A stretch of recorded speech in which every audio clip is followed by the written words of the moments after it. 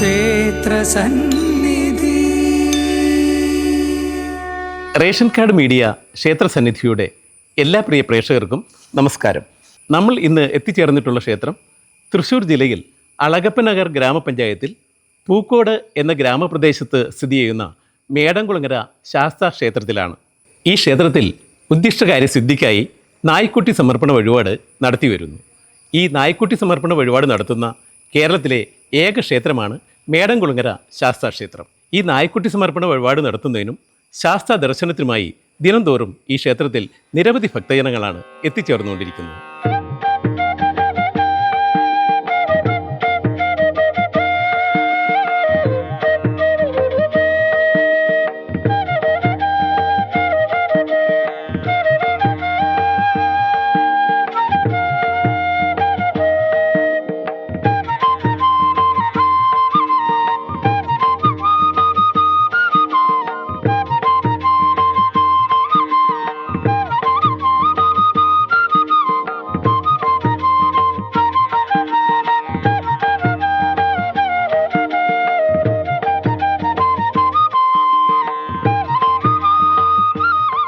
മേടംകുളങ്ങര ശാസ്താ ക്ഷേത്രം.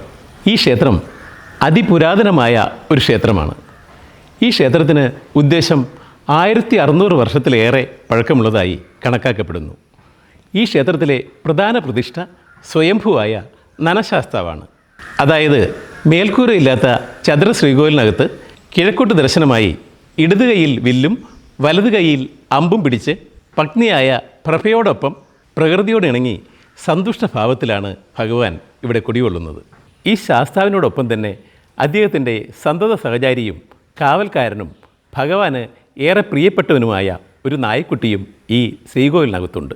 അതുകൊണ്ട് തന്നെ ഉദ്ദിഷ്ടകാര്യ സിദ്ധിക്കായി ഈ മേടംകുളങ്ങര ശാസ്താവിന് നായ്ക്കുട്ടി സമർപ്പണം എന്ന വഴിപാട് വളരെ പ്രാധാന്യത്തോടെ ഇവിടെ നടത്തി വരുന്നു. അതായത് ക്ഷേത്ര ശ്രീകോവിലിനകത്ത് ശാസ്താവിനടുത്ത് ചേർന്ന് നിൽക്കുന്ന ഓടുകൊണ്ട് തീർത്ത നായ്ക്കുട്ടിയെ മേൽശാന്തി എടുത്ത് വഴിപാട് സമർപ്പിക്കുന്ന ഭക്തന് നൽകുന്നു. ഭക്തൻ ഈ നായ്ക്കുട്ടിയെ സ്വീകരിച്ച് ഭഗവാന് നേരഭിമുഖമായി പിടിച്ച് ഉദ്ദിഷ്ടകാര്യം മനസ്സിൽ പ്രാർത്ഥിച്ച് ഈ നായ്ക്കുട്ടിയെ ഭഗവാന്റെ തിരുനടയിൽ തിരികെ സമർപ്പിക്കുന്നു. ഇങ്ങനെയാണ് നായ്ക്കുട്ടി സമർപ്പണ വഴിപാട് ഈ ക്ഷേത്രത്തിൽ നടത്തുന്നത്.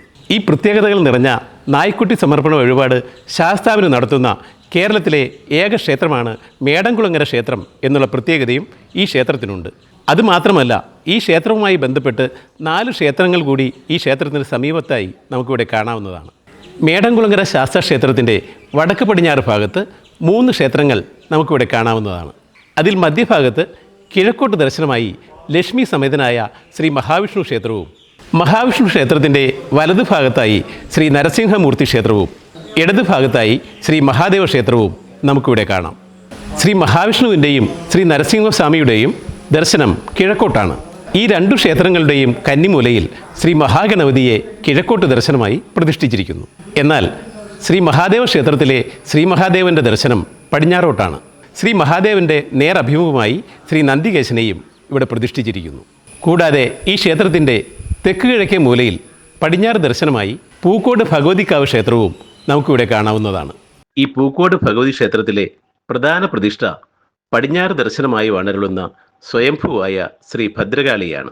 ഈ ശ്രീകോവിലിനോട് ചേർന്ന് തെക്ക് പടിഞ്ഞാറെ മൂലയിൽ പടിഞ്ഞാറ് ദർശനമായി ശ്രീ സുബ്രഹ്മണ്യൻ, ഗണപതി, ശാസ്താവ് എന്നിവർ ഒരുമിച്ച് വാഴുന്ന ഒരു ചെറിയ ശ്രീകോവിലും ഇവിടെയുണ്ട്. ഇത്രയുമാണ് മേടംകുളങ്ങര ക്ഷേത്രങ്ങൾ എന്ന പേരിൽ അറിയപ്പെടുന്നത്.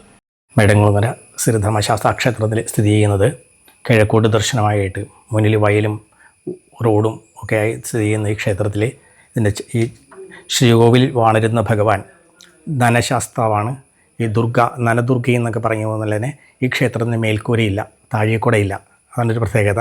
താഴെക്കൂടെ എപ്പോഴും നനഞ്ഞുകൊണ്ടിരിക്കുന്ന ഒരവസ്ഥയാണ്. ഒരു മേലിൽ നിന്നൊരു ദ്വാരത്തിൽ കൂടി ഈ വെള്ളം വന്ന് ഭഗവാന്റെ ശിരസിൽ എന്നും തന്നെ മഴയുള്ള സമയങ്ങളിലൊക്കെ ആ വെള്ളം ഭഗവാനിലേക്ക് ഇങ്ങനെ ധാരധാരയായിട്ട് വീഴുകൊണ്ടിരിക്കുകയാണ്. ഈ ഭഗവാന്റെ രൂപം എന്ന് വെച്ച് കഴിഞ്ഞാൽ വേട്ടയ്ക്ക് പോകുന്ന ഒരു രൂപമാണ് അവിടെ കാണുന്നത്. വേട്ടയ്ക്ക് ആ വേട്ടശാസ്താവെന്നാണ് ഭഗവാനെ പറയുക. ഭഗവാന്റെ ഇടത് കൈയിൽ വില്ലും വലത് കൈയിൽ അമ്പുമായിട്ട് നിൽക്കുന്ന ശാസ്താവ്. ആ ഭഗവാന്റെ വേട്ട നായ് എന്ന് പറയുന്ന ഒരു നായ്ക്കുട്ടിയുണ്ട്. ആ വേട്ടനായ എന്നാണ് അവർ പറയുക. ആ നായ്ക്കുട്ടിയാണ് ഇവിടെ ഏറ്റവും പ്രധാനമായിട്ട് പറയേണ്ടത്. ആ നായ്ക്കുട്ടിയെ സമർപ്പിച്ചു കഴിഞ്ഞാൽ എന്ത് കാര്യമാണ് നമ്മൾ ആഗ്രഹിക്കുന്നത്, ഉദ്ദിഷ്ട കാര്യങ്ങളൊക്കെയും സാധിച്ചു തരുന്ന ആ നായക്കുട്ടിയെ ഇവിടെ എല്ലാ ഭക്തജനങ്ങളും എന്താവശ്യം വന്നാലും ഇവിടെ വന്ന് ഭഗവാന്റെ മുന്നിൽ സമർപ്പിച്ചു കഴിഞ്ഞാൽ അതൊക്കെ സാധിച്ചു കൊടുക്കുന്ന ഒരവസ്ഥയാണ്.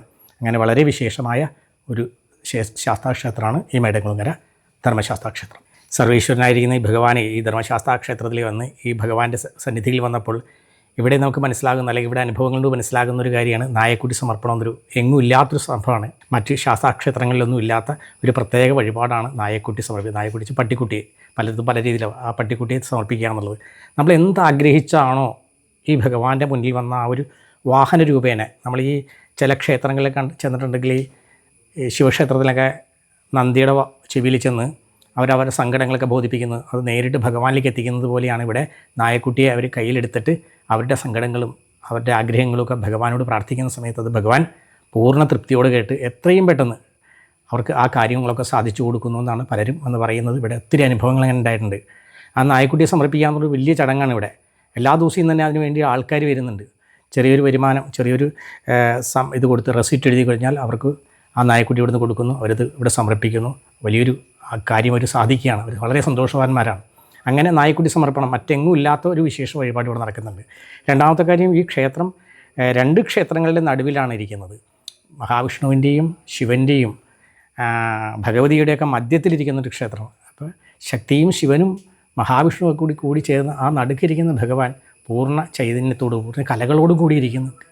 കിഴക്കോട്ട് ദർശനമായിരിക്കുന്ന ഈ ഭഗവാന് മുന്നിൽ വന്നതിന് ശേഷം നമുക്ക് ഒത്തിരി അനുഭവങ്ങൾ പറയാൻ പറ്റും. ഇവിടെ നടക്കുന്ന വഴിപാടുകളായിട്ട് പറയുവാണെങ്കിൽ എള്ള് നിവേദ്യം, എള്ള് പായസം, അതുപോലെ തന്നെ എള്ള് നീരാഞ്ജനം, എള്ള് കിഴികെട്ടി സമർപ്പിക്കുക. അതുപോലെ തന്നെ ശനിയാഴ്ച ദിവസം 30 ശനിയാഴ്ചയാണ് ഇവിടെ വിശേഷമായിട്ട് ധാരാളം ഭക്തജനങ്ങൾ ശനീശ്വര പൂജ എന്ന് പറയുന്ന സംഭവമുണ്ട്. ശനീശ്വര പൂജ പ്രത്യേകം തയ്യാറാക്കിയത് മണ്ഡപത്തിൽ ശനീശ്വര പൂജ നടത്തും. ആ ശനീശ്വര പൂജ അതിൽ പങ്കെടുക്കുവാനായിട്ട് നമ്മൾ റെസിപ്റ്റ് എഴുതി കഴിഞ്ഞാൽ നമ്മുടെ കാലദോഷങ്ങൾ, ഈ ശനിദോഷങ്ങൾ, അതുപോലെ തന്നെ രാഗൃദോഷങ്ങൾ, ഈ അങ്ങനെ കഷ്ടകാലങ്ങൾ, കണ്ടകശനി, ഏഴരശനി, ഇങ്ങനെയുള്ള ദോഷവശങ്ങളെ കൊണ്ട് അനുഭവിക്കുന്ന ദുരിതങ്ങളെയെല്ലാം ആ ഒരു പൂജാമധ്യത്തിൽ വെച്ച് അവസാനിപ്പിച്ച് അവർ വളരെ സന്തോഷത്തോടെ പോകുന്ന ശനീശ്വര പൂജയുണ്ട്. അതുപോലെ തന്നെ ബാക്കി എല്ലാ ക്ഷേത്രങ്ങളിലുള്ള നിറമാല, നിറവിളക്ക്, കളഭച്ചാർത്ത്, അങ്ങനെ ധാരാളം വഴിപാടുകളുണ്ട്. ഇങ്ങനെ എല്ലാത്തിലും വളരെ ഗംഭീരമായിട്ടുള്ള അനുഗ്രഹങ്ങൾ കൊടുക്കുന്ന ഒരു ഭഗവാനാണ് ഇവിടെ കുടികൊള്ളുന്നത്. ശാസ്താവിനെ നമ്മൾ എന്ത് വിചാരിച്ചാലും, അതായത് പിന്നെ ശാസ്താവിൻ്റെ പ്രധാനപ്പെട്ട നീലാഞ്ജനം, അതുണ്ട്. പിന്നെ നായ്ക്കുട്ടി സമർപ്പണം. നമ്മളെന്തെങ്കിലും ഒരു സാധനം കാണാതായി പോയി, നമ്മുടെ എന്തെങ്കിലും നഷ്ടപ്പെട്ടു, അങ്ങനെ നമ്മൾ നടക്കെ വന്ന് പ്രാർത്ഥിക്കുക. ആ സാധനം നമുക്ക് അടുത്ത നിമിഷം കിട്ടിയിരിക്കും. അനുഭവങ്ങളാണ് എന്ത് ഇതായാലും. അങ്ങനെ ഇത് നായ്ക്കുട്ടി സമർപ്പിക്കുക എന്ന് വിചാരിക്കുക. അങ്ങനെ വിചാരിച്ച് നമ്മൾ പ്രാർത്ഥിച്ചാൽ എന്ത് കാര്യം ശാസ്താവ് സാധിച്ചു. അത്രയും ശക്തിയുള്ള മൂർത്തിയാണ്. എല്ലാ മൂർത്തികളും അതന്നെ. ശിവനായാലും നല്ല മൂർത്തിയാണ്, വിഷ്ണു ആയാലും നരസിംഹമൂർത്തി ആയാലും എല്ലാവരും നല്ല മൂർത്തിയാണ്. ഞാൻ ദിവസേന വന്ന് പ്രാർത്ഥിക്കുന്നതാണ്. ഞാൻ ഇവിടെ കുറേ 10-30 കൊല്ലമായി ഇങ്ങനെ ചുറ്റുവിളക്കൊക്കെ കഴിക്കാറുള്ള ആൾ തന്നെയാണ്. ഇവിടെ ഈ മേടംകുളങ്ങര, പൂക്കോട് മേടംകുളങ്ങര ശാസ്താക്ഷേത്രത്തിൽ മാത്രമാണ് ഈ നായക്കുട്ടി സമർപ്പണം ഉള്ളത്. ശാസ്ത്രക്കുട്ടി ഇവിടെ എന്ന് പറയുന്നത് അയ്യപ്പൻ ആദ്യം വേട്ടയ്ക്ക് പോയിരുന്ന സമയത്ത് നായ കൂടെ കൊണ്ടുപോയിരുന്നു എന്നാണ് സങ്കല്പം. ആ നായക്കുട്ടി ഇവിടെ കൊണ്ടുവന്ന് ആളുടെ കൂടെ വച്ചിരിക്കണോ, അതാണ് ഇവിടെ സങ്കല്പിച്ചിരിക്കുന്നത്. വേറെ എവിടെയെങ്കിലും ഇങ്ങനെ കേൾവിപ്പെട്ടിട്ടില്ല ഞാനിവിടെ. നമ്മുടെ ഈ പൂക്കോട് മേടംകുളങ്ങര മാത്രമേ ഇങ്ങനെ കണ്ടിട്ടുള്ളൂ. ശാസ്താവിൻ്റെ അടുത്താണ് ഈ നായക്കുട്ടി ഇരിക്കുന്നത്. അതിന് ദിവസം പൂജ ചെയ്യുന്നുണ്ട്. അപ്പോൾ നമ്മളത് സങ്കല്പിച്ച് എടുത്തു വെച്ച് കഴിഞ്ഞാൽ നമ്മുടെ കയ്യിലെടുത്ത് തരും നായക്കുട്ടി. നമ്മൾ മനസ്സിൽ വിചാരിച്ച് എന്ത് കാര്യത്തിനോടോ ഏത് കാര്യത്തിനോടോ വിചാരിച്ചിട്ട് അവിടെ നടക്കി വയ്ക്കണം. അങ്ങനെ നിറയെ പേർക്ക് ഇങ്ങനെ കാര്യങ്ങൾ സാധിച്ചിട്ടുള്ള ഒരു ചരിത്രമാണ് ഇവിടെ ഉണ്ടായിട്ടുള്ളത്. അത് ഇന്നും നല്ല രീതിയിൽ നടന്നു പോയിക്കൊണ്ടിരിക്കുന്നുണ്ട്. പൂക്കോട് മേടംകുളങ്ങര ശ്രീ ധർമ്മശാസ്ത്ര ക്ഷേത്രത്തിലെ നിരവധി കുട്ടിക്കാലം തുടങ്ങിയ നിരവധി അനുഭവങ്ങൾ എനിക്കുണ്ടായിട്ടുണ്ട്. ഈ ക്ഷേത്രത്തിലെ പ്രധാന വഴിപാട് എന്ന് പറയുന്നത് നായക്കുട്ടി സമർപ്പണമാണ്. എനിക്കും എൻ്റെ വീട്ടുകാർക്കും മൊത്തം ഈ വഴിപാടിലൂടെ നിരവധി ഭാഗ്യങ്ങളും ഉയർച്ചയും ഉണ്ടായിട്ടുണ്ട്. ഈ നായക്കുട്ടി സമർപ്പണം ഇതുപോലെ നമ്മൾ ചെയ്തു കഴിഞ്ഞാൽ ആ ഉദ്ദിഷ്ട കാര്യസിദ്ധി ഭംഗിയായിട്ട് നടക്കും, ഉറപ്പാണ്. മുത്തശ്ശിയായിട്ട് പറഞ്ഞു കേട്ടിട്ടുള്ളതാ. തൊട്ടടുത്തൊരു വാരസുകാരുടെ വീട്ടിലൊരു കുട്ടിയെ കാണാണ്ടായി, ചെറുത്. ഇന്നത്തെ സൗകര്യങ്ങളൊന്നും ഇല്ല, കാട് പോലെ കിടക്കുന്ന സ്ഥലമാണ് ഇവിടെ. അപ്പോൾ അതിനെ കാണാണ്ടായിട്ട് നമ്മുടെ വീട്ടിലൊക്കെ വന്ന് പറഞ്ഞു ഇങ്ങനെ കുട്ടിയെ കാണാനില്ല എന്ന് പറഞ്ഞപ്പോൾ സ്വപ്നത്തിൽ കണ്ടു അത്ര മേടംകുളങ്ങര ശാസ്താവിന് നായ്ക്കുട്ടിയെ വെച്ചാൽ മതിയെന്ന്. അപ്പോൾ ഈ മുത്തശ്ശി നല്ലോണം കരഞ്ഞ് പ്രാർത്ഥിച്ചു എന്ന്, മേടംകുളങ്ങര ശാസ്താവിന് ഞാൻ നായക്കുട്ടി എടുത്തു വെച്ചേക്കാം, എൻ്റെ മോനെ ഇവിടെ എത്തിക്കണമെന്ന്. അതുപോലെ അതിന് ആ കുട്ടിക്ക് അവിടെ കിടന്നിട്ട് ഉറക്കം വരുന്നില്ല എന്ന് നായക്കുട്ടി ഓടിക്കായിരുന്നു. കുട്ടിക്ക് അറിയില്ല അവിടെ നായക്കുട്ടി വിചാരിച്ചിട്ടുണ്ടോ നായക്കുട്ടി ഉണ്ടോയെന്ന് അറിയില്ല. അങ്ങനെ ആ കുട്ടി തിരിച്ചു പോന്നു തന്നെ. അന്ന് ബസ് സൗകര്യം ഒരു 150 വർഷം മുമ്പാണ്. എന്നിട്ട് ഇവിടെ വീട്ടിൽ വന്നിട്ട് വിളിക്കാന്ന്, ഇറയത്ത് കിടന്ന് തട്ടി വിളിക്കാത്ര വാതിൽ. അപ്പോൾ വാതിൽ തുറന്നപ്പോൾ പറഞ്ഞു, ഞാൻ നായക്കുട്ടി കടിക്കണതോ ഓടിപ്പിച്ചിട്ട് ഞാൻ ഇങ്ങോട്ട് വന്നതാന്ന് പറഞ്ഞു. എവിടെ ഇല്ല, കേരളത്തിൽ എവിടെ ഇല്ല തോന്നുന്നുണ്ട് ഇങ്ങനെ ഒരു നായക്കുട്ടി സമർപ്പണം. എൻ്റെ അനുഭവം എന്ന് പറഞ്ഞു കഴിഞ്ഞാൽ എനിക്ക് എൻ്റെ ഒരു ഗോൾഡ് കാണാനില്ല എന്ന് പറഞ്ഞാൽ പുറത്തൊന്നും കളവ് പോയിട്ടില്ല. പക്ഷെ അത് അവിടെ ഉണ്ട്, എൻ്റെ വീട്ടിലുണ്ട്. പക്ഷെ അത് അതങ്ങോട്ട് കാണുന്നില്ല, തിരഞ്ഞിട്ടും കാണുന്നില്ല. ഞാൻ ശാസ്താവിനെ വിളിച്ചു, ശാസ്താവേ അത് എവിടെയോ എൻ്റെ കണ്ണ് മറഞ്ഞ് കിടക്കുകയാണ്, എനിക്ക് അതൊന്ന് കാട്ടിത്തരണേ ശാസ്താവേ, ഞാൻ നായക്കുട്ടി സമർപ്പിച്ചേക്കാം. എനിക്ക് 3-ാം ദിവസം കിട്ടി. 3-ാം ദിവസം കിട്ടിയെന്ന് മാത്രമല്ല, അത് കിട്ടിയ സമയം ഇവിടുത്തെ പൂജയൊക്കെ കഴിഞ്ഞിട്ടുള്ള സമയമായിരുന്നു. പിറ്റേ ദിവസം ഇവിടെ വന്നിട്ട് ഞാൻ നായക്കുട്ടി സമർപ്പിച്ചിട്ടുണ്ട്. ഇനി മേടംകുളങ്ങര ക്ഷേത്രങ്ങളിലെ വിശേഷ ദിവസങ്ങളെക്കുറിച്ച് പറയാം. ഈ ക്ഷേത്രങ്ങളിൽ ആഴ്ചയിലെ എല്ലാ ദിവസങ്ങളും വളരെ പ്രാധാന്യത്തോടെ ആചരിച്ചു വരുന്നു. എന്നാൽ ശാസ്താ ക്ഷേത്രത്തിൽ 30 ബുധനും 30 ശനിയുമാണ് ഏറെ പ്രാധാന്യത്തോടെ ആചരിച്ചു വരുന്നത്. ഈ ദിവസങ്ങളിൽ ഈ ക്ഷേത്രത്തിൽ പ്രത്യേക പൂജകളും വഴിപാടുകളും നടത്തിവരുന്നു. പൂക്കോട് മേടംകുളങ്ങര ശ്രീ ധർമ്മശാസ്താ ക്ഷേത്രത്തോടനുബന്ധിച്ച് ഇവിടെ ശാസ്താവ്, അതുപോലെ തന്നെ മഹാവിഷ്ണു, ശിവൻ, നരസിംഹമൂർത്തി, ഭഗവതി എന്നീ ക്ഷേത്രങ്ങളും ഇവിടെ ഉണ്ട്. അത് കാരണം കൊണ്ട് എല്ലാ ദിവസങ്ങളിലും ഇവിടെ വിശേഷ ദിവസങ്ങൾ തന്നെ, ഓരോ ആഴ്ചകളിലും വിശേഷ ദിവസങ്ങളാണ്. ഇവിടെ 30 വ്യാഴാഴ്ച ദിവസങ്ങളിലെ അതിപ്രാധാന്യമാണ്. അതായത് നാരായണ പാരായണം ഉണ്ടായിരിക്കുന്നുണ്ട് മഹാവിഷ്ണുവിൻ്റെ അവിടെ. അതുകൂടാതെ കണ്ട് ശ്രീ നരസിംഹമൂർത്തി ക്ഷേത്രത്തിലെ നാഴിയും പിടിയും എന്നുള്ള ഒരു അതിവിശിഷ്ടമായ ഒരു വഴിപാട് നടത്തി വരുന്നു. കൂടാതെ എല്ലാ തിങ്കളാഴ്ചയും ശിവക്ഷേത്രത്തിലെ വിശേഷ ദിവസമായിട്ട് ആഘോഷിക്കാറുണ്ട്. അതുകൂടാതെ എല്ലാ മാസത്തിലെയും പ്രദോഷ ദിവസം അതിവിശേഷമായിട്ട് കൊണ്ടാടാറുണ്ട്. ദേവീക്ഷേത്രത്തിൽ ചൊവ്വ വെള്ളി ദിവസങ്ങളിലെ വിശേഷ പൂജകളും വഴിപാടുകളും അവിടെ മുട്ടിറക്കലും തുടങ്ങിയ കാര്യങ്ങൾ അവിടെ ചെയ്തു പോരാറുണ്ട്. കൂടാതെ ശ്രീ ധർമ്മശാസ്താ ക്ഷേത്രത്തിലെ 30 ശനി 30 ബുധൻ ദിവസങ്ങളിലെ അതിവിശിഷ്ടമായി ആചരിക്കാറുണ്ട്. അതായത് നീരാഞ്ജനം നടത്തുകയും നായക്കുട്ടി സമർപ്പണം നടത്തുകയും തുടങ്ങിയ എള്ളുതിരി എത്തിക്കുക തുടങ്ങിയ അതിവിശിഷ്ടമായ വഴിപാടായിട്ട് ഇവിടെ ഭക്തജനങ്ങൾ കൊണ്ടാടാറുണ്ട്. എല്ലാവർക്കും അതിനുള്ള അനുഗ്രഹങ്ങൾ കിട്ടുന്ന പല അനുഭവങ്ങളും ഉണ്ടായിട്ടുണ്ട്. കൂടാതെ ധർമ്മശാസ്താ ക്ഷേത്രത്തിലെ പ്രതിഷ്ഠാദിനം ആചരിക്കാറുണ്ട്. അതായത് മിഥുനമാസത്തിലെ മകം നാളിലാണ് പ്രതിഷ്ഠാദിനം ആചരിച്ചു വരുന്നത്. വൃശ്ചിക മാസത്തിലെ 30 ശനിയാഴ്ചകളിലാണ് അയ്യപ്പൻ വിളക്ക് നടത്തിപ്പോരാറുണ്ട്. ഗംഭീര വിളക്കാണ് നമ്മളിവിടെ എല്ലാ കൊല്ലം നടത്തിപ്പോരാറുള്ളത്. കർക്കിടക മാസത്തിലെ ആദ്യത്തെ ഞായറാഴ്ച അഷ്ടദ്രവ്യ മഹാഗണപതി ഹോമവും ആനയൂട്ടും നടത്തിപ്പോരാറുണ്ട്. ഇതൊക്കെയാണ് ഈ ക്ഷേത്രത്തിലെ വിശേഷ ദിവസങ്ങൾ. ഇനി മേടംകുളങ്ങര ക്ഷേത്രത്തിലെ ഉത്സവത്തെക്കുറിച്ച് പറയാം. മീനമാസത്തിലെ മകയിരം നക്ഷത്രത്തിൽ കൊടിയേറി 9 ദിവസം നീണ്ടു നിൽക്കുന്ന ഉത്സവമാണ് ഈ ക്ഷേത്രത്തിൽ നടത്തി വരുന്നത്. 9-ാം ദിവസം അത്തം കൊടിക്കൽ പൂരത്തോടെ ഈ ക്ഷേത്രോത്സവം സമാപിക്കുന്നു. ഈ 9 ദിവസം നീണ്ടു നിൽക്കുന്ന ഉത്സവത്തിനുമുണ്ട് ഏറെ പ്രത്യേകതകൾ. മീനമാസം മകേരം നാളിൽ 9 ദിവസമാണ് ഇവിടെ ഉത്സവം കൊണ്ട് ആടുന്നത്. അപ്പോൾ അതിൻ്റേതായ ഇതിൽ ഇപ്പോൾ 3-ാം ദിവസം മുതൽ നോക്കാൻ പോകുക എന്നുള്ളൊരു ചടങ്ങുണ്ട്. ആ മുതൽ നോക്കാൻ പോണത് എന്താണെന്ന് വെച്ച് കഴിഞ്ഞാൽ ശാസ്താവിൻ്റെ മുതൽ ഒരു 4 കള്ളന്മാർ കൂടി എടുത്തു കൊണ്ടുപോയി കാവല്ലൂർ ഒരു കിണറിൻ്റെ പക്കത്തിരുന്ന് അത് പങ്കുവെച്ചു എന്നാണ് പറയണത്. അപ്പോൾ ആ പങ്ക് വെച്ച് കഴിഞ്ഞ് ആ പങ്ക് ശരിയാവണില്ല. 3 പങ്കാണ് വരുന്നുള്ളൂ, 4 പങ്ക് വരുന്നില്ല. അപ്പോൾ അങ്ങനെ പങ്ക് വെച്ച് അത് അപ്പോഴേക്കും വെളിച്ചായപ്പോൾ അവർക്ക് ദേഷ്യം വന്നു. അത് അങ്ങനെ കിണറ്റിലിട്ടു എന്ന് പറയുന്നു. അത് കഴിഞ്ഞ് അപ്പോൾ അത് നോക്കാനാണ് ഈ ഇവിടെ നിന്ന് ശാസ്താവ് പോണത്. അപ്പോൾ ആ പോയി കഴിഞ്ഞാൽ അവിടെ ചെന്ന് ശാസ്താവ് അപ്പോൾ അവിടെ ചെന്ന് നേരെ കിണറിൻ്റെ അവിടെ ചെന്ന് വക്കത്ത് ചെന്ന് അങ്ങനെ നിന്ന് തിടമ്പ് ഇങ്ങനെ ചിരിച്ച് വെച്ച് ശങ്കുളി ഉണ്ട്. അപ്പോൾ അത് അങ്ങനെ നോക്കുന്ന നേരത്ത് ആ കിണറിൽ നിന്ന് വെള്ളത്തിൽ നൊരയും പതയായിട്ട് ഇങ്ങനെ പൊന്തി വരും.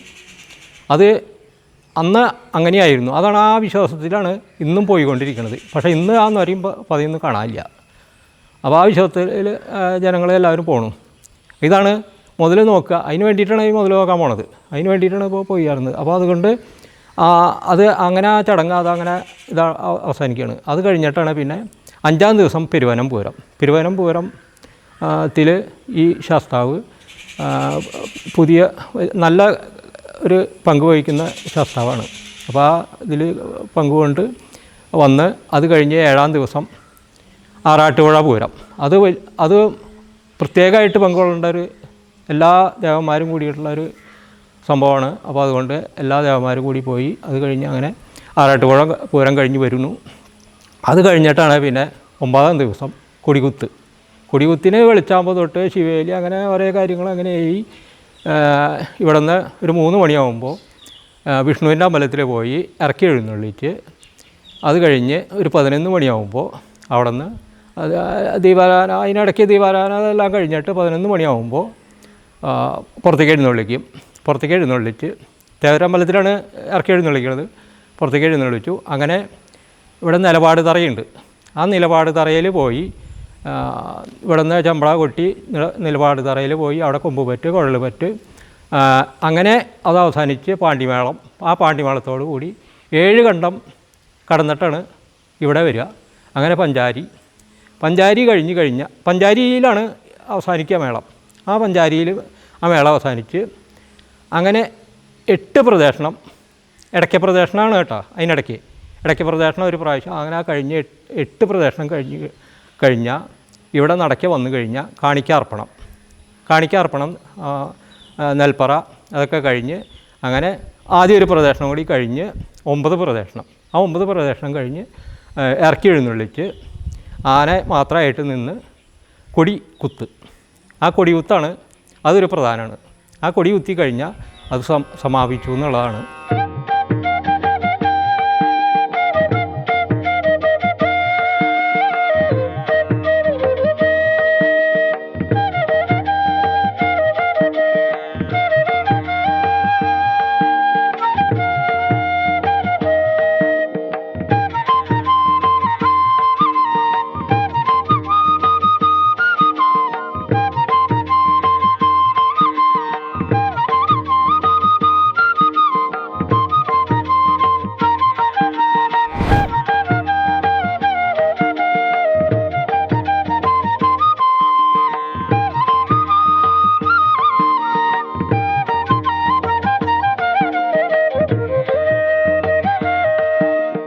മേടംകുളങ്ങര ക്ഷേത്രത്തിലെത്തി പത്നി സമേതനായ സ്വയംഭുവായ നനശാസ്താവിൻ്റെയും ലക്ഷ്മി സമേതനായ ശ്രീ മഹാവിഷ്ണുവിൻ്റെയും ശ്രീ മഹാദേവൻ, ശ്രീ നരസിംഹമൂർത്തി, ശ്രീ ഭദ്രകാളിയമ്മ എന്നിവരുടെയും മറ്റുപദേവതകളുടെയും സർവാനുഗ്രഹങ്ങളും വാങ്ങി ക്ഷേത്രസന്നിധി ഈ പുണ്യഭൂമിയിൽ നിന്നും വീണ്ടും ജൈത്രയാത്ര തുടരുന്നു. ഉദ്ദിഷ്ടകാര്യസിദ്ധിക്കായി ഈ ക്ഷേത്ര സമുച്ചയത്തിൽ എത്തിച്ചേരുവാനും ശാസ്താവിന് നായ്ക്കുട്ടി സമർപ്പണ വഴിപാട് സമർപ്പിക്കുവാനും മറ്റു ദേവതകളുടെ അനുഗ്രഹത്തിന് പാത്രീഭൂതരാകുവാനും നിങ്ങൾക്കും ഭാഗ്യമുണ്ടാകട്ടെ എന്ന് പ്രാർത്ഥിച്ചുകൊണ്ട് റേഷൻ കാർഡ് മീഡിയ ക്ഷേത്രസന്നിധിയുടെ പുതുമയുള്ള ക്ഷേത്രവിശേഷങ്ങളുമായി അടുത്തയാഴ്ച വീണ്ടും കാണാം. നന്ദി, നമസ്കാരം.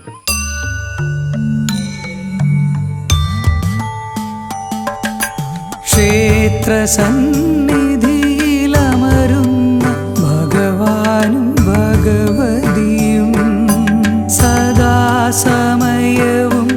അനുഗ്രഹം ചൊരിയുന്ന സദാസമയവും അനുഗ്രഹം ചൊരിയുന്ന ക്ഷേത്രസന്നിധി